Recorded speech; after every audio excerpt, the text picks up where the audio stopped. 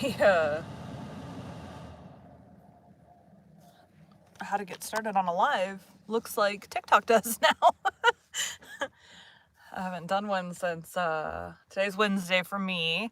I had Monday, I had a chiropractor appointment, and then Tuesday I had air conditioner people here. All right. So today's the first day I've been in here this week. But now I only have an episode for tomorrow, which means we needs to get some built up here again. I picked my Halloween book. I wanted to do, I thought I was going to do Dracula, but based on when Joe's Boys ends, I wasn't going to be able to do that. We have a bunch of god names here. Parnassus. Today we'll be continuing Joe's Boys by Louisa May Alcott. Chapter 2, Parnassus. It was well named, and the muses seemed to be at home that day, for as the newcomers went up the slope, appropriate sights and sounds greeted them. Passing an open window, they looked in upon a library presided over by Cleo, Calliope, and Urania. Melpomene and Thalia were disporting themselves in the hall, where some young people were dancing and rehearsing a play.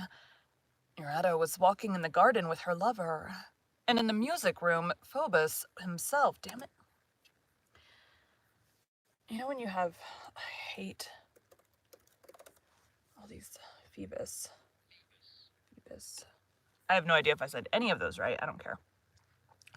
Because, unfortunately, I am short on time today. And in the music room, Phoebus himself was drilling a tuneful choir. A mature Apollo was our old friend Laurie, comely and genial as ever. I need to turn on airplane mode, I should say.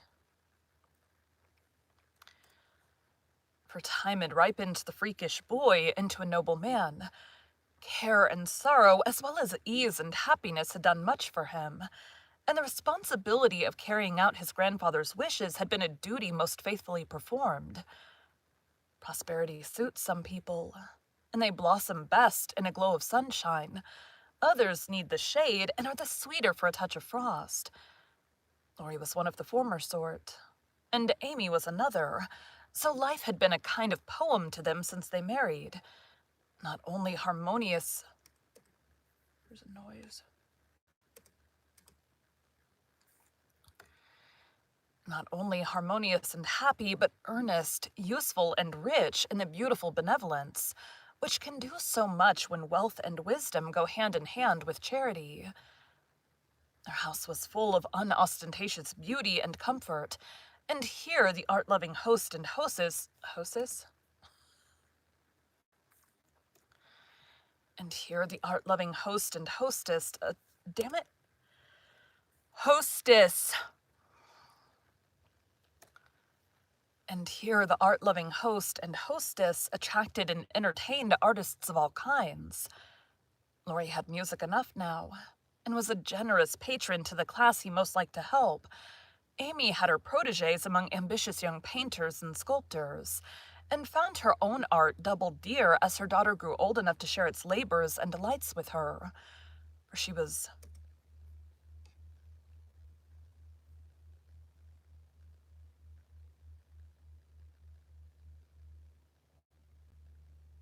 I can't tell what the noise is.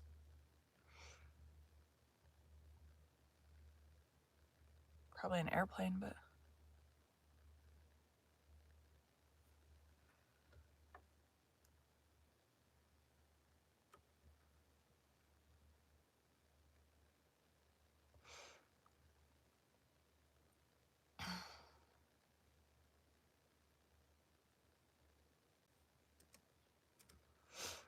I remember the worst. We had, they were building something, and they still might be working on it, I don't freaking know.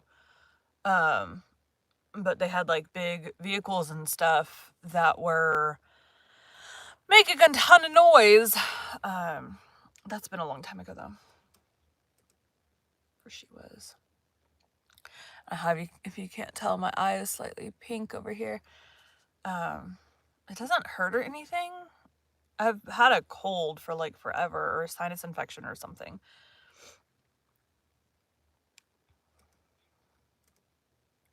She was. I'm gonna have to listen to a little bit more. Nope.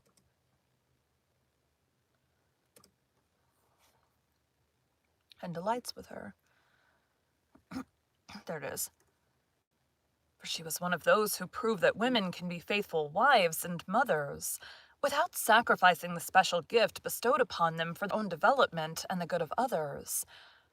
Her sisters knew where to find her, and Jo went at once to the studio where mother and daughter worked together. Bess was busy with the bust of a little child, while her mother added the last touches to a fine head of her husband. Time seemed to have stood still with Amy. Her happiness had kept her young, and prosperity given her the culture she needed. A stately, graceful woman who showed how elegant simplicity could be made by the taste with which she chose her dress, and the grace with which she wore it. As taste.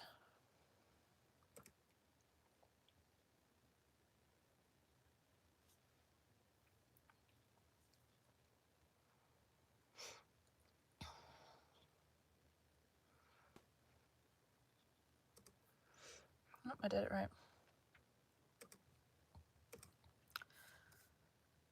As someone said, I never know what Mrs. Lawrence has on, but I always receive the impression that she is the best-dressed lady in the room. It was evident that she adored her daughter, and well she might, for the beauty she had longed for seemed, to her fond eyes at least, to be impersonated in this younger self. Bess inherited her mother's Diana-like figure, blue eyes, fair skin, and golden hair, tied up in the same classic knot of curls.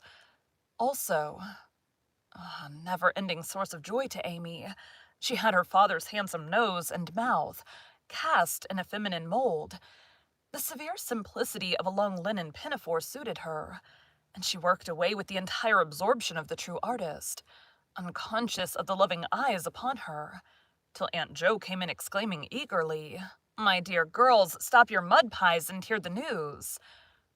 Both artists dropped to their tools and greeted the irrepressible woman cordially, though genius had been burning splendidly and her coming spoilt a precious hour. They were in the full tide of gossip when Laurie, who had been summoned by Meg, arrived, and sitting down between the sisters with no barricade anywhere, listened with interest to the news of Franz and Emil. "The epidemic has broke out, and now it will rage and ravage your flock. Be prepared for every sort of romance and rashness for the next 10 years, Jo. Your boys are growing up, and will plunge headlong into a sea of worse scrapes than any of you have had yet," said Laurie, enjoying her look of mingled delight and despair. "I know it, and I hope I shall be able to pull them through and land them safely. But it's an awful responsibility, for they will come to me and insist that I can make their poor little loves run smoothly. I like it, though, and Meg is such a mush of it. And Meg is such a mush of sentiment, she revels in the prospect," answered Jo, feeling pretty easy about her own boys, whose youth made them safe for the present. "I'm afraid she won't revel when our gnat begins to buzz too near her daisy. Of course you see what all that means. As musical director, I am also his confidant, and would like to know what advice to give," said Laurie soberly.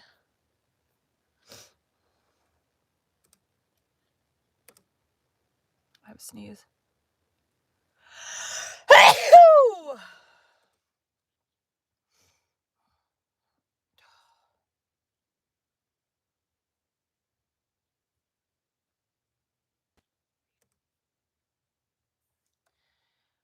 "I'm afraid she won't revel when our gnat begins to buzz too near her daisy. Of course you see what all that means. As musical director, I'm also his confidant, and would like to know what advice to give," said Laurie soberly. "Hush, you forget that, child," began Jo, nodding towards Bess, who was at work again. "Bless you," Laurie. Stupid sinus infections drive me crazy. Bless you, she's in Athens and doesn't hear a word. She ought to leave off, though, and go out. My darling, put the baby to sleep and go for a run. Aunt Meg is in the parlor. Go and show her the new pictures till we come," added Laurie, looking at his tall girl as Pygmalion might have looked at Galatia? Gladia? Damn it.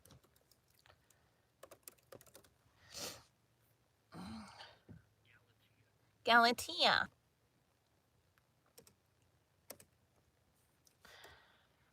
Looking at his tall girl as Pygmalion might have looked at Galatea, for he considered her the finest statue in the house. Bess's voice. Wart in! That was her when she was a baby.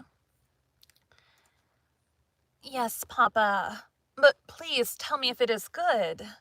And Bess obediently put down her tools, with a lingering glance at the bust. My cherished daughter, truth compels me to confess that one cheek is plumper than the other, and the curls upon its infant brow are rather too much like horns for the perfect grace. Otherwise it rivals Raphael's chanting cherubs, and I'm proud of it. Laurie was laughing as he spoke, for these first attempts were so like Amy's early ones. It was impossible to regard them as soberly as the enthusiastic Mamma did. "You can't see beauty in anything but music," answered Bess, shaking the golden head that made the one bright spot in the cool north lights of the great studio. "Well, I see beauty in you, dear. And if you're not art, what is? I wish to put a little more nature into you, and get you away from this cold clay and marble into the sunshine, to dance and laugh as the others do. I want a flesh and blood girl, not a sweet statue in a gray pinafore who forgets everything but her work." As he spoke, two dusty hands came round his neck, and Bess said earnestly, punctuating her words with soft touches of her lips, "I never forget you, Papa, but I do want to do something beautiful that you may be proud of me by and by. Mama often tells me to stop, but when we get in here, we forget there's any world outside. We're so busy and so happy. Now I'll go and run and sing and be a girl to please you."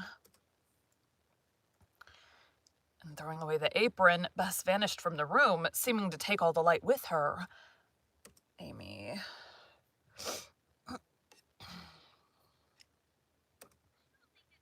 "I don't think it's..."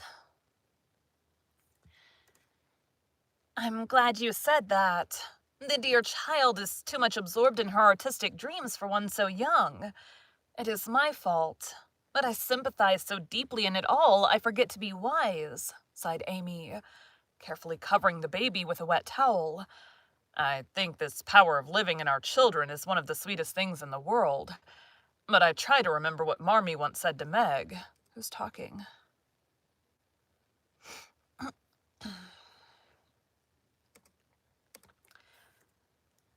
"I think this power of living in our children is one of the sweetest things in the world. But I try to remember what Marmee once said to Meg, that fathers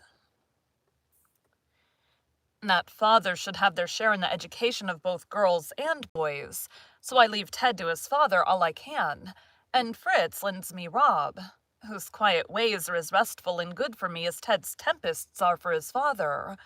Now I advise you, Amy, to let Bess drop the mud pies for a time, and take up music with Laurie.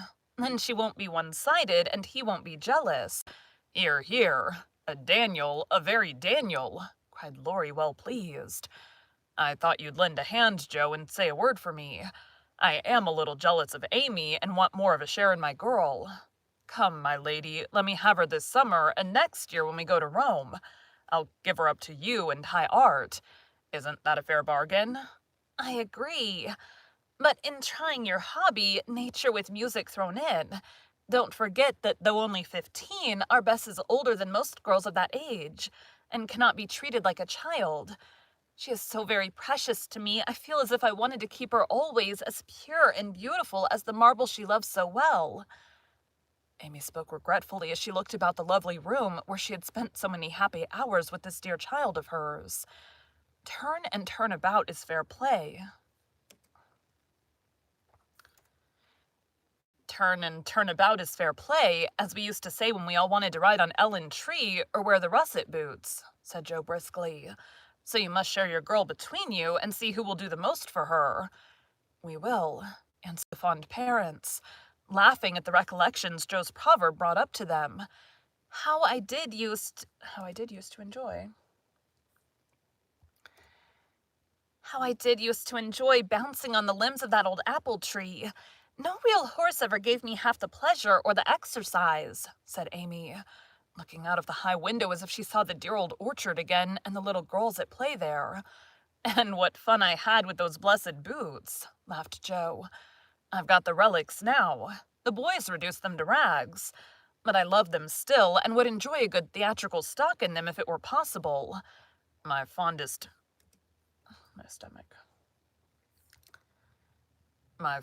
memories twine about the warming pan and the sausage. What larks we had, and how long ago it seems, said Laurie, staring at the two women before him as if he found it hard to realize that they ever had been little Amy and riotous Joe. Don't.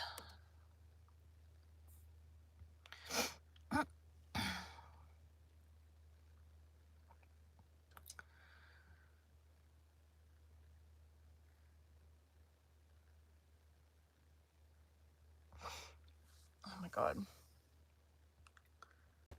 Something making a humming sound.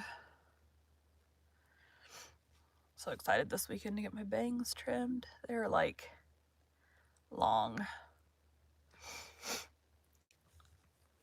I get my hair cut like every 3 months. In between, I have to trim these like once or twice. I probably should have trimmed them a while back, but I didn't. I mean, I've trimmed them once. I think just once since the last time. Don't suggest that we are growing old, my lord.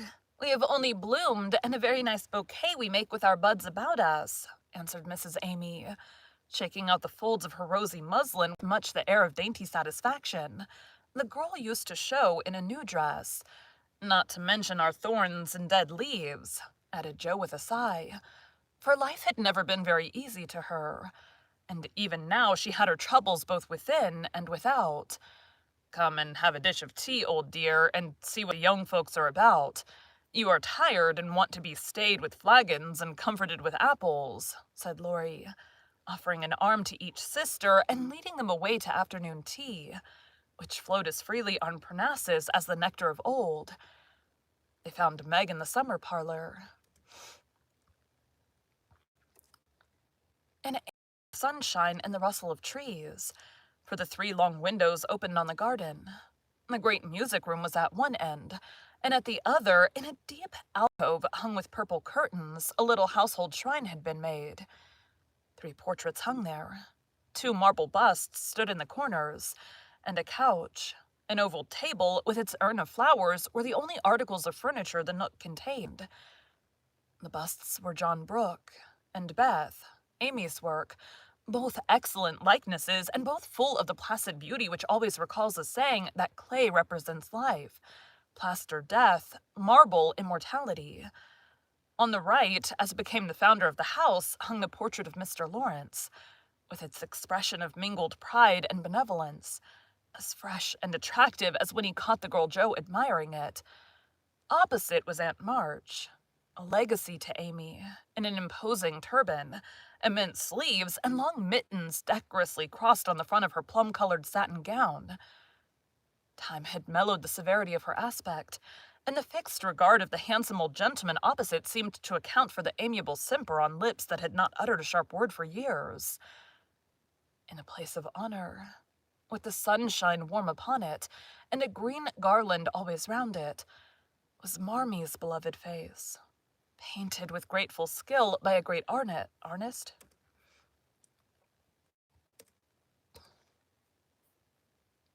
I have a text. Probably my husband. No.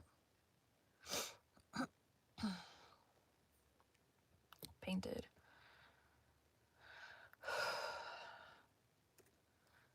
Painted with grateful skill by a great artist whom she had befriended when poor and unknown.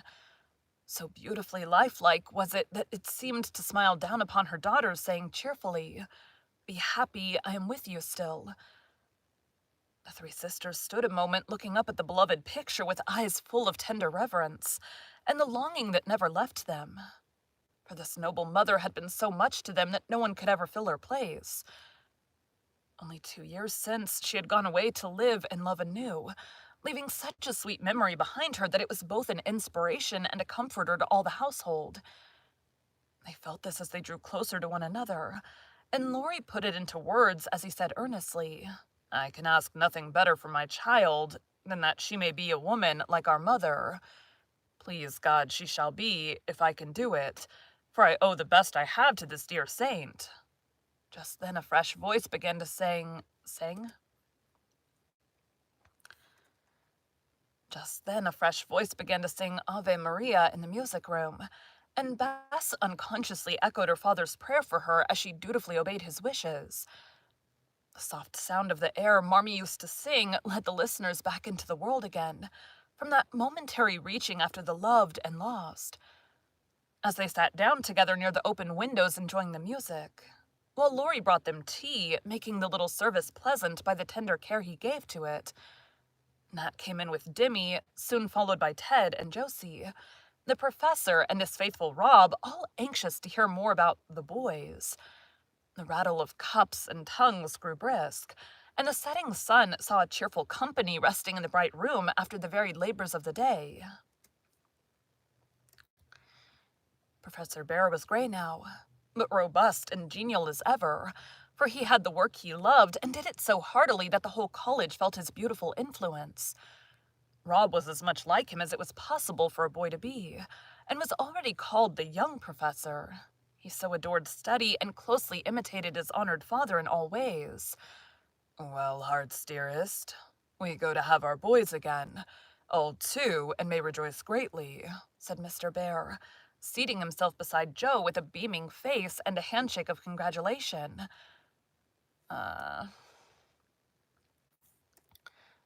"Oh, Fritz, I'm so delighted about Emil, and if you approve about Franz also. Did you know Ludmilla?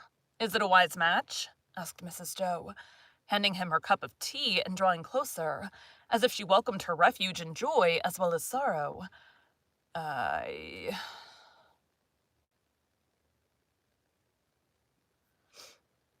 Another text.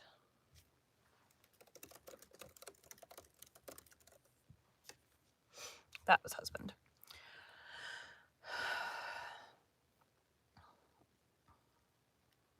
Okay, we're gonna turn the air conditioner on real quick. Getting toasty.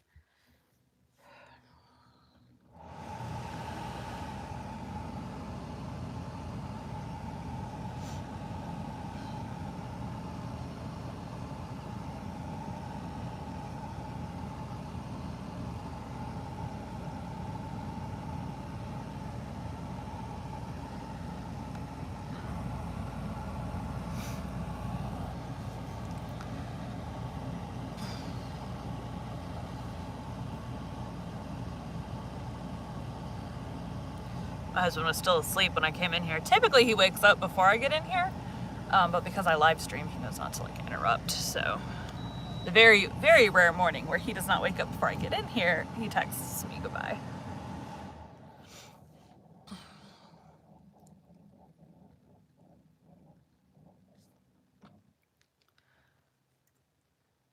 It all goes well.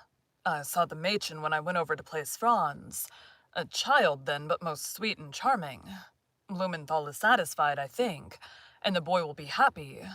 He is too German to be content away from Vaterland, so we shall have him as a link between the new and the old, and that pleases me much. And Emil, he is to be second mate next voyage. Isn't that fine? I'm so happy that both your boys have done well. You gave up so much for them and their mother. You make light of it, dear, but I never forget it," said Joe, with her hand in his, as... Ow! With her hand in his, as sentimentally as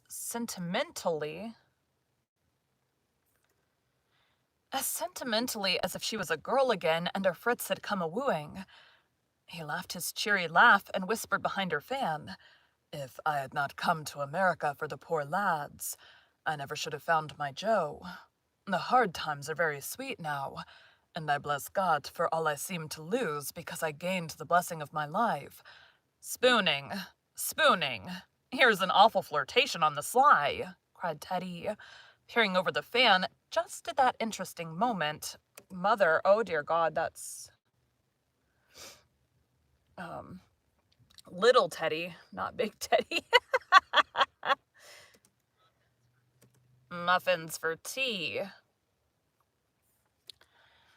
Spooning, spooning, here's an awful flirtation on the sly, cried Teddy, peering over the fan just at that interesting moment, much to his mother's confusion and his father's amusement. For the professor never was ashamed of the fact that he still considered his wife the dearest woman in the world.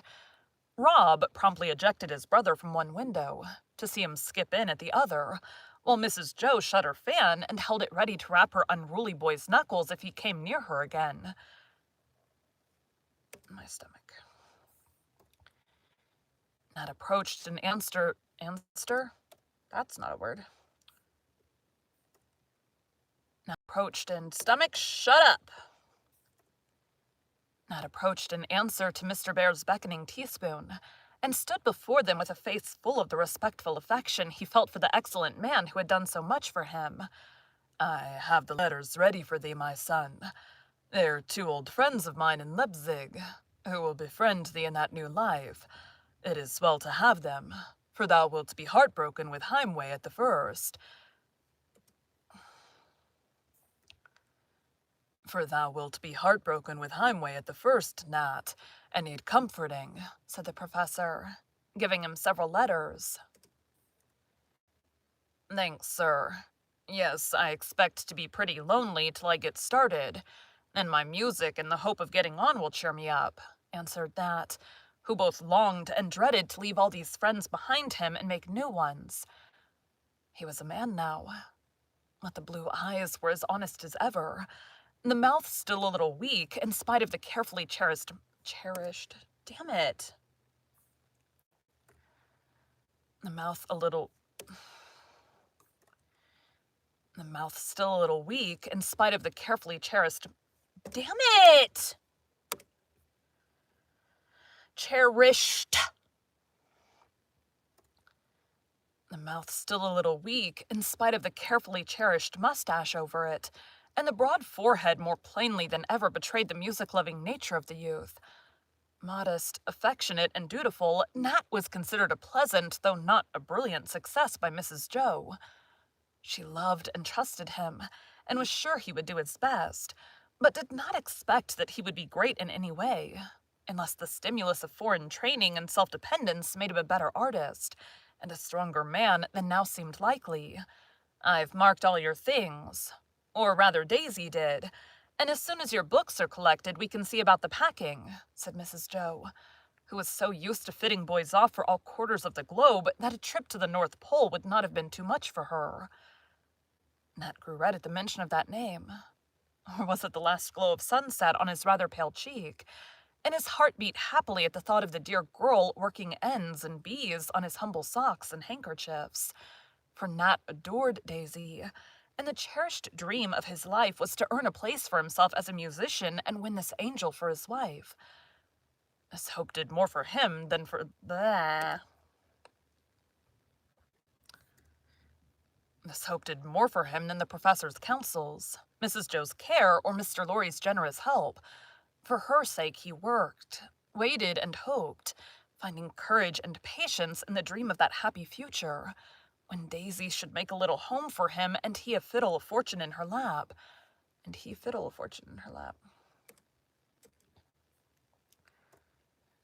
When Daisy should make a little home for him, and he fiddle of fortune into her lap. Mrs. Joe knew this, and though he was not exactly the man she would have chosen for her niece, she felt that Nat would always need just the wise and loving care Daisy could give him, and that without it there was danger of his being one of the amiable and aimless men, who fail for want of the right pilot to steer them safely through the world. Mrs. Meg decidedly frowned upon the poor boy's love, and would not hear of giving her dear girl to any but the best man to be found on the face of the earth. She was very kind, but as firm as such gentle souls can be, and Nat fled for comfort to Mrs. Joe, who always espoused the interests of her boys heartily.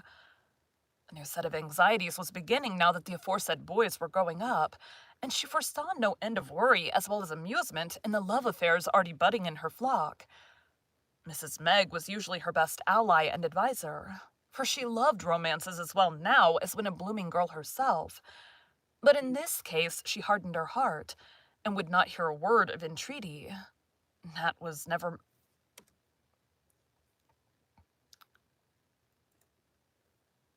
not man enough. Never would be. No one knew his family. A musician's life was a hard one. Daisy was too young. 5 or 6 years hence, when time had proved both, perhaps. Let us see what absence will do for him. And that was the end of it. For when the maternal pelican was roused, she could be very firm.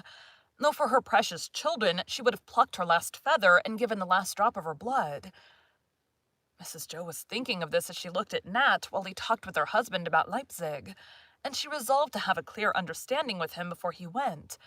For she was used to confidences and talked freely with her boys about the trials and temptations that beset all lives in the beginning, and so often mar them for want of the right word at the right moment.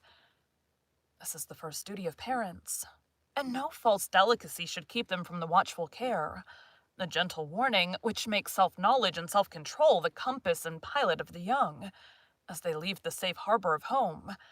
Plato and his disciples approach, announced irreverent Teddy as Mr. March came in with several young men and women about him. For the wise old man was universally beloved, and ministered so beautifully to his flock that many of them thanked him for all.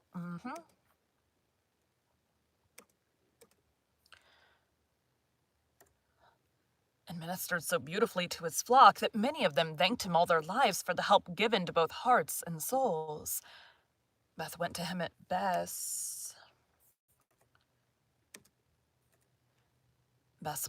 once, for since Marmee died, Grandpapa was her special care, and it was sweet to see the golden head bend over the silver one, as she rolled out his easy chair and waited on him with tender alacrity. "Aesthetic tea always on tap here, sir. Will you have a flowing bowl or a bit of ambrosia?" asked Laurie, who was wandering about with a sugar basin in one hand and a plate of cake in the other, for sweetening cups and feeding the hungry was work he loved. "Neither, thanks. This child has taken care of me." And Mr. March turned to Bess, who sat on one arm of his chair holding a glass of fresh milk. "Long may she live to do it, sir. And I be here to see this pretty contradiction of the song that youth and age cannot live together," answered Laurie, smiling at the pair. "Crabbed age." Bess. "What is?" "Crabbed age, Papa, that makes all the difference in the world," said Bess quickly, for she loved poetry and read the best. "Wouldst thou see fresh roses grow in a reverend bed of snow," quoted Mr. March, as Josie came and perched on the other arm, looking like a very thorny little rose, for she had been having a hot discussion with Ted and had got the worst of it.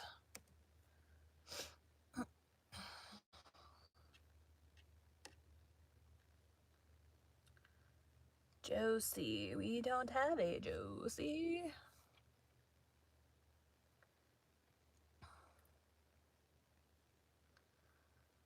Josie was like a baby or something. "Grandpa, must women always obey men and say they are the wisest just because they are the strongest?" she cried, looking fiercely at her cousin, who came stalking up with a provoking smile on the boyish face that was always very comical atop that tall figure. "Well, my dear, that is the old-fashioned belief, and it will take some time to change it. But I think the woman's hour has struck. Owie. Josie.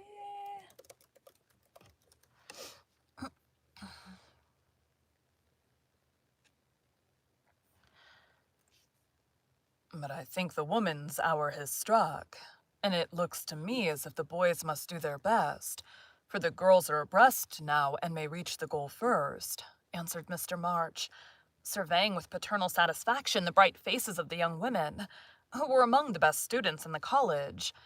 The poor Atlantans. Atalantans. The poor Atalantans are sadly distracted and delayed by the obstacles thrown in their way. Not golden apples by any means, but I think they will stand a fair chance when they've learned to run better, laughed Uncle Laurie, stroking Josie's breezy hair, which stood up like the fur of an angry kitten.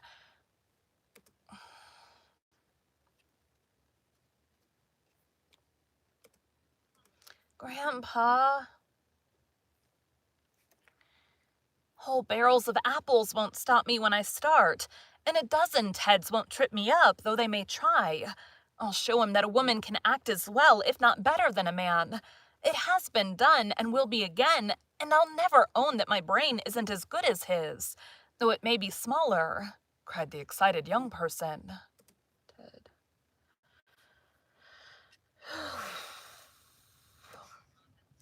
Muffins.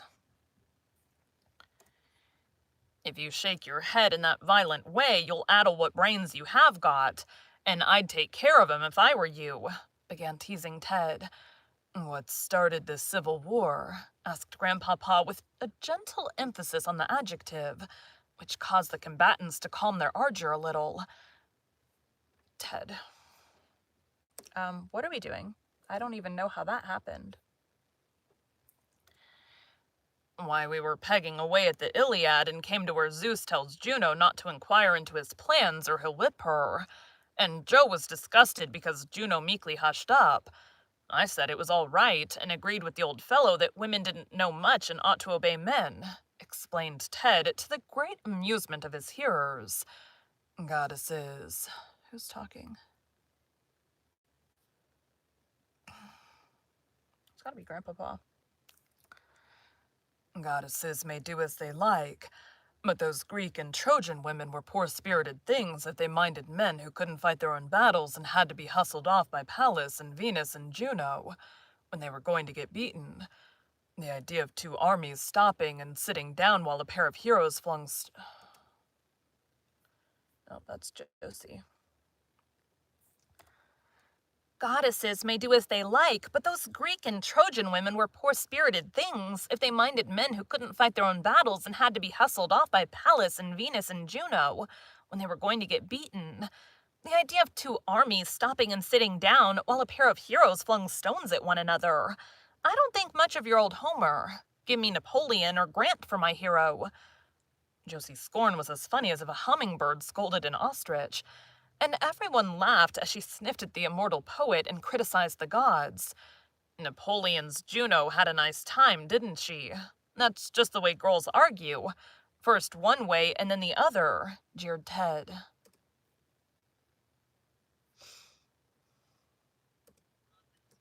Muffins, jeered Ted. Like Johnson's young lady, who was not categorical but all wiggle-waggle, added Uncle Laurie, enjoying the battle immensely. Josie. I was only speaking of them as soldiers. But if you come to the woman's side of it, wasn't Grant a kind husband and Mrs. Grant a happy woman? He didn't threaten to whip her if she asked a natural question. And if Napoleon did do wrong about Josephine, he could fight and didn't want any Minerva to come fussing over him. They were a stupid set, from dandified Paris to Achilles sulking.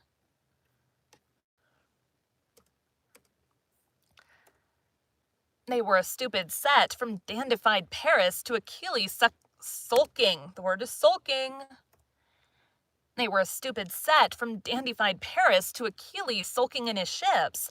And I won't change my opinion for all the Hectors and Agamemnons in Greece, said Josie, still unconquered. You can fight like a Trojan, that's evident. And we'll be the two obedient armies looking on while you and Ted have it out, began Uncle Laurie, assuming the attitude of a warrior leaning on his spear. I fear we must give it up, for Pallas is about to descend and carry off our Hector, said Mr. March, smiling, as Jo came to remind her son that supper time was near. We will fight it out later when there are no goddesses to interfere, said Teddy, as he turned away with unusual alacrity, remembering the treat in store. "Conquered by a muffin, by Jove!" called Josie after him, exulting in an opportunity to use the classical exclamation forbidden to her sex. But Ted shot a Parthian arrow, as he retired in good order by replying with a highly virtuous expression. "Obedience is a soldier's first duty." Bent on her woman's privilege of having the last word, Josie ran after him, but never uttered the scathing speech upon her lips, for a very brown young man in a blue suit came leaping up the steps with a cheery "Ahoy, ahoy, where is everybody?" Emil.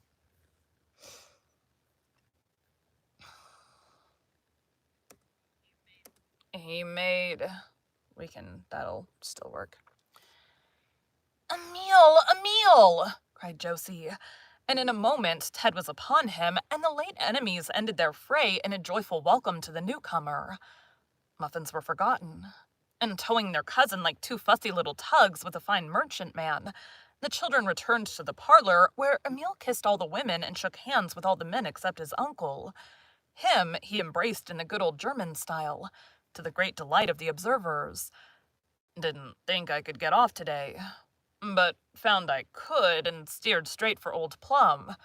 Not a soul there, so I luffed and bore away for Parnassus.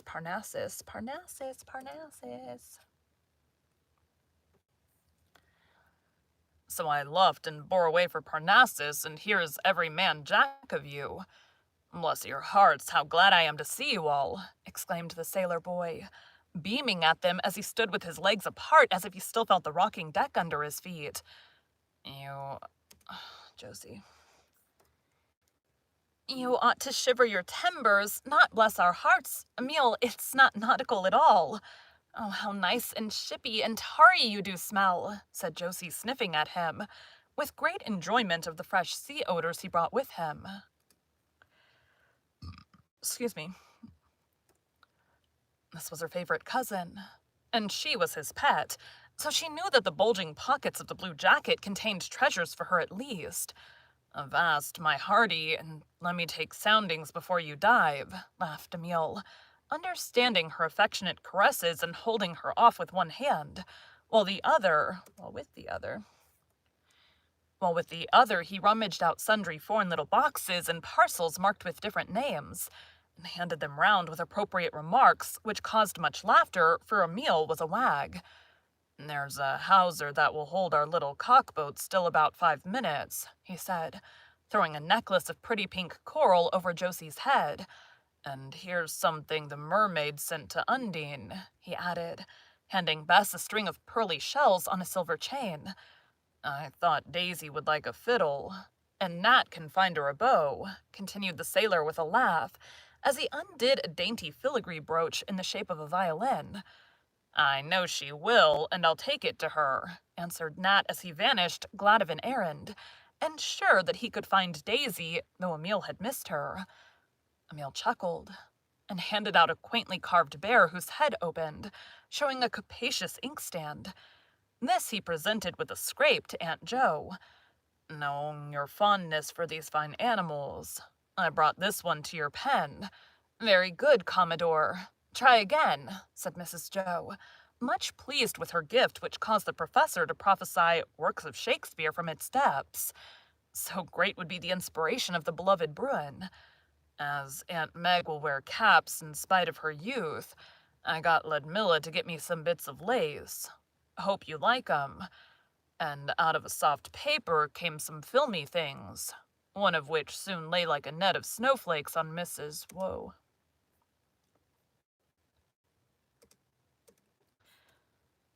And out of a soft paper came some filmy things, one of which soon lay like a net of snowflakes on Mrs. Meg's pretty hair.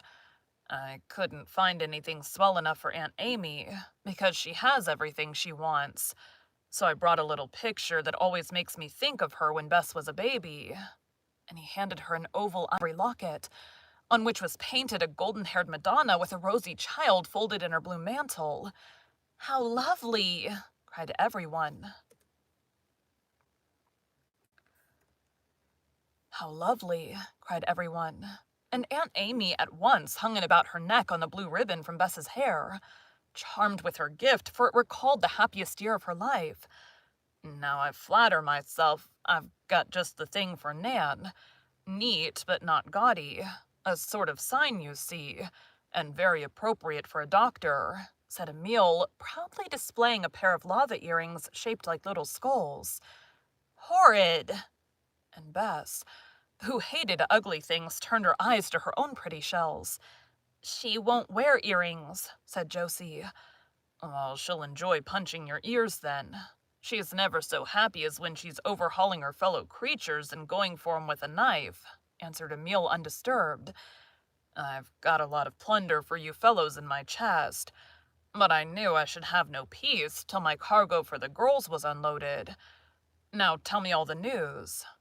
And seated on Amy's best marble-topped table, the sailor swung his legs and talked at the rate of 10 knots an hour, till Aunt Jo carried them all off to a grand family tea in honor of the Commodore. Thank you for joining Bite at a Time Books today, while we read a bite of one of your favorite classics. Again, my name is Bree Carlile, and I hope you come back tomorrow for the next bite of Jo's Boys. All right, thanks, guys.